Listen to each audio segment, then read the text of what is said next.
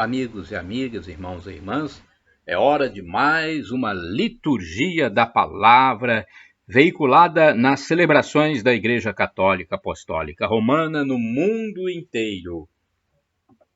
Liturgia de 14 de fevereiro de 2021, sexto domingo do tempo comum. A cor dos paramentos litúrgicos é verde. No rito da celebração temos o Glória, o Creio e a segunda semana do Saltério. Antífona da entrada. Sede o rochedo que me abriga, a casa bem defendida que me salva. Sois minha fortaleza e minha rocha, para a honra do vosso nome, vós me conduzis e alimentais. Salmo 30, versículos do 3º ao 4º. Oração do dia. Ó Deus, que prometestes permanecer nos corações sinceros e retos, dai-nos, por vossa graça, viver de tal modo que possais habitar em nós, por nosso Senhor Jesus Cristo, vosso Filho, na unidade do Espírito Santo. Assim seja. Primeira leitura do livro do Levítico, capítulo 13, versículos do 1º ao 2º e 44 a 46.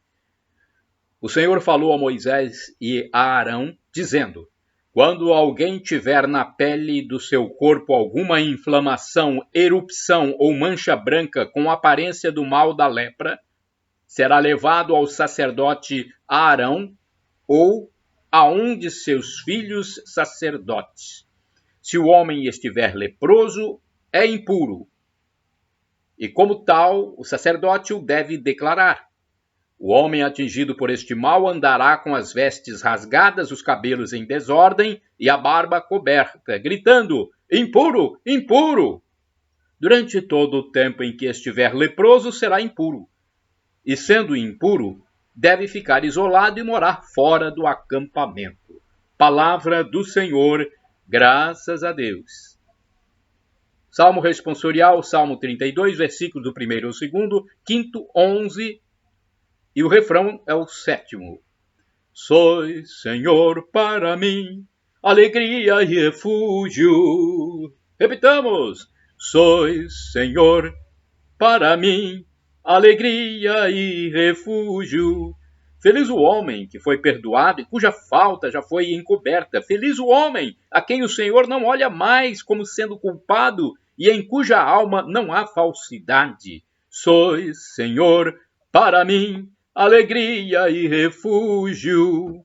Eu confessei afinal o meu pecado, e minha falta vos fiz conhecer. Disse: eu irei confessar meu pecado, e perdoaste, Senhor, minha falta. Sois, Senhor, para mim, alegria e refúgio. Regozijai-vos, ó justos, em Deus, e no Senhor exultai de alegria. Corações retos cantai, jubilosos. Sois, Senhor, para mim, alegria e refúgio. Repitamos. Sois, Senhor, para mim, alegria e refúgio.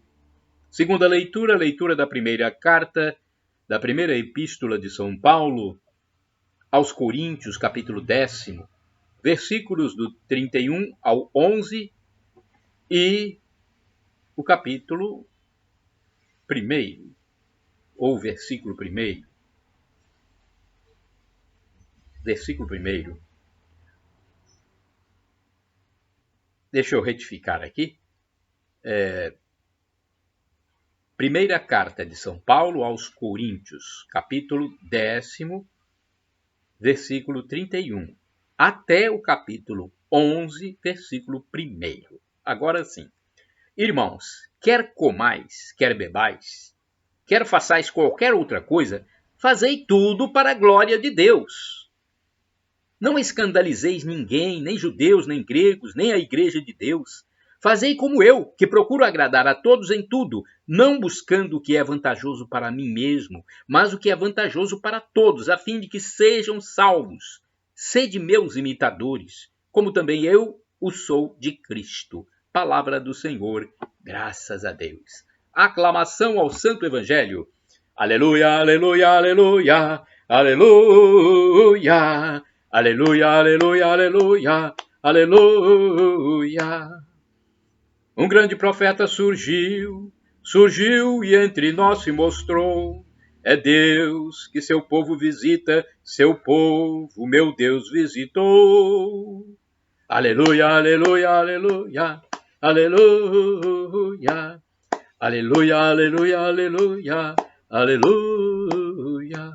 Evangelho de Jesus Cristo, segundo São Marcos, capítulo 1, versículos do 40 ao 45. O Senhor esteja convosco, Ele está no meio de nós. Proclamação do Evangelho de Jesus Cristo, segundo São Marcos. Glória a vós, Senhor. Pelo sinal da Santa Cruz, livra-nos Deus, nosso Senhor, dos nossos inimigos. Naquele tempo, um leproso chegou perto de Jesus e de joelhos pediu: se queres, tem o poder de curar-me.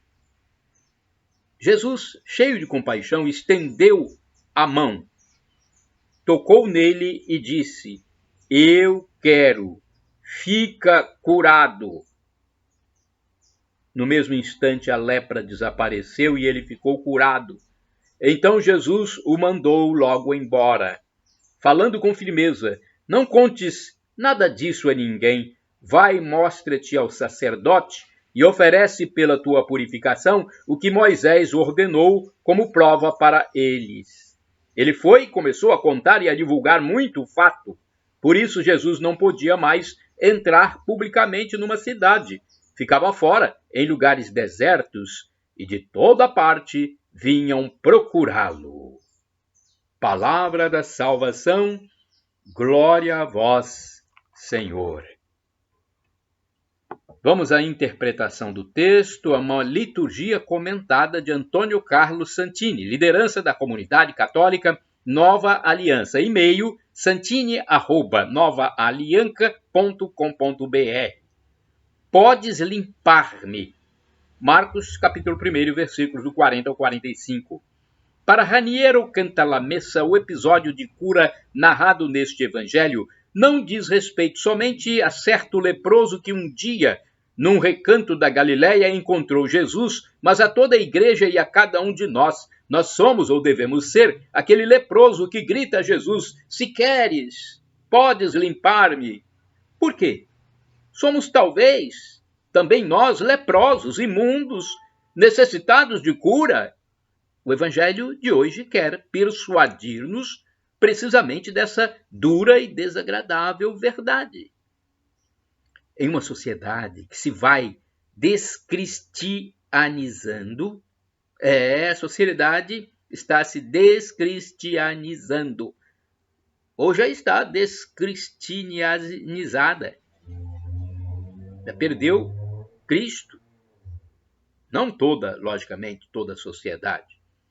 Então, em uma sociedade, continuando o texto do Santini, depois desse parêntese que eu abri aqui, em uma sociedade que vai se descristianizando aceleradamente, dominada por estranho naturalismo, onde a perda do sentido do pecado, já notada por Pio XII em 1948, faz com que tudo seja normal, mesmo as mais estranhas aberrações do comportamento humano, parece difícil reconhecer nossa condição de leprosos morais e espirituais.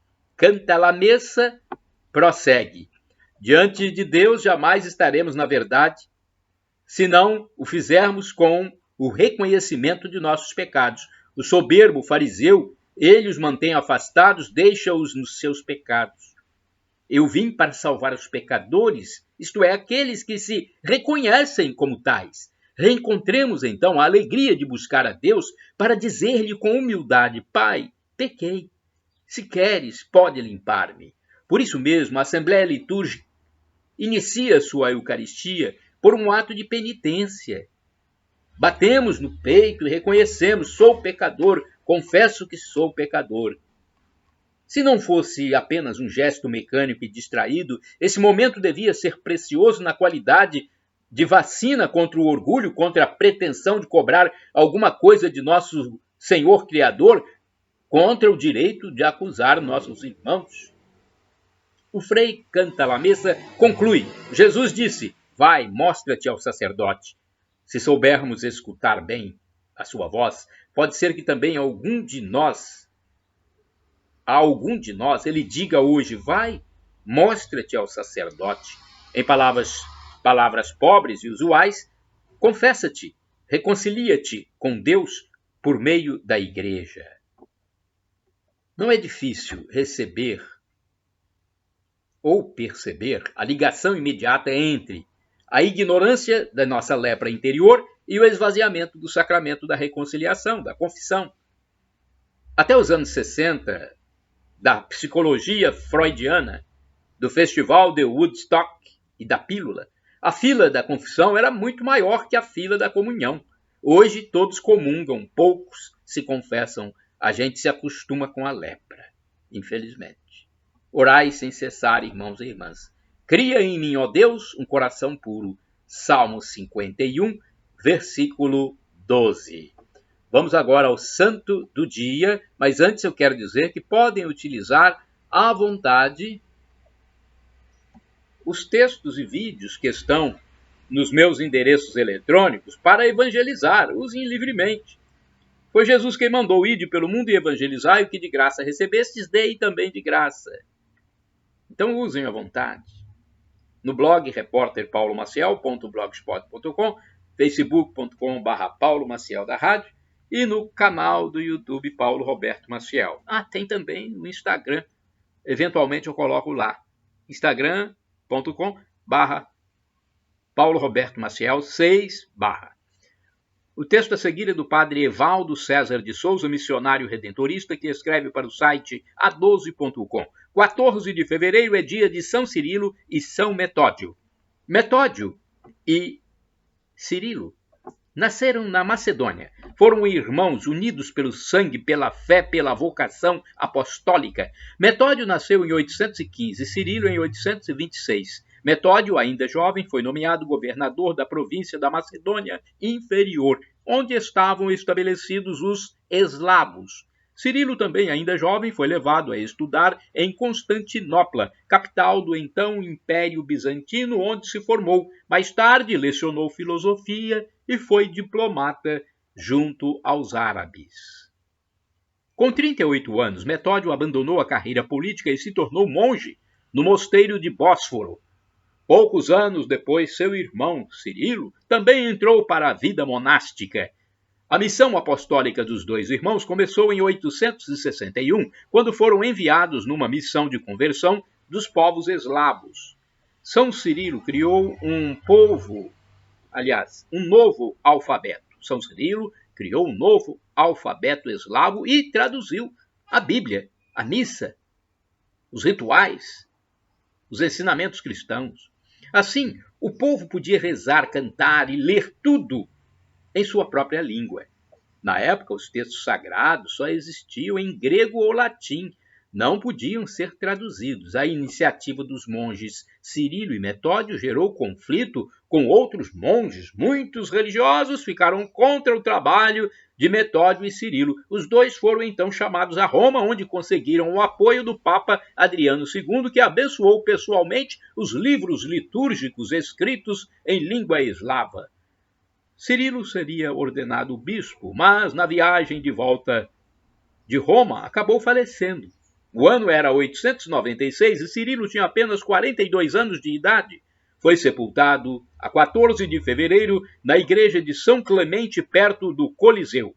Metódio voltou para a missão e foi nomeado arcebispo de Panônia, com sede em Sírmio. Numa segunda viagem a Roma em 885, acabou morrendo. Ambos foram proclamados patronos da Europa ao lado de São Bento pelo Papa João Paulo II em 1980. Reflexão. São Cirilo e Metódio nos mostram que o projeto de evangelização precisa de pessoas ousadas e criativas. O desejo de levar a mensagem de Jesus aos povos eslavos fez com que estes dois irmãos enfrentassem árduos desafios. Felizmente, a ousadia deles gerou frutos para o bem da igreja. Que o mesmo ardor missionário que alimentou a fé destes dois santos desperte a nossa criatividade missionária para o bem do ser humano. Oração. Rezemos. Deus Pai de bondade, iluminados pelo ideal missionário de São Cirilo e São Metódio, sejamos também nós revestidos com a graça de levar aos homens e mulheres mais abandonados a mensagem de amor que brota do Evangelho. Por Cristo nosso Senhor. Amém. Shalom Adonai, uma expressão hebraica que significa a paz do Senhor. El Shaddai, também do hebraico, significa Deus onipotente, o Deus do impossível. Peça e receberá, se for para o seu bem. E Maranatá, do dialeto de Jesus, o aramaico. Os evangélicos protestantes dizem Maranata, com a tônica na penúltima sílaba. Nós católicos dizemos Maranatá, com a tônica na última sílaba, mas não importa. O que importa é que o significado é o mesmo. Vinde, Senhor Jesus. Um dia ele vai retornar, não sabemos a data, por isso temos que estar preparados se quisermos a vida eterna.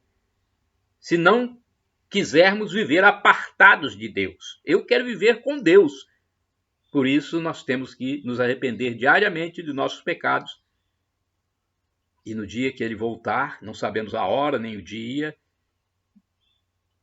no dia que ele voltar vai nos levar para a felicidade em plenitude, na eternidade, no paraíso para sempre. Os sofrimentos de agora, as turbulências, as tribulações de agora nem se comparam com a glória futura que será revelada em nós. Shalom Adonai, a paz de Deus.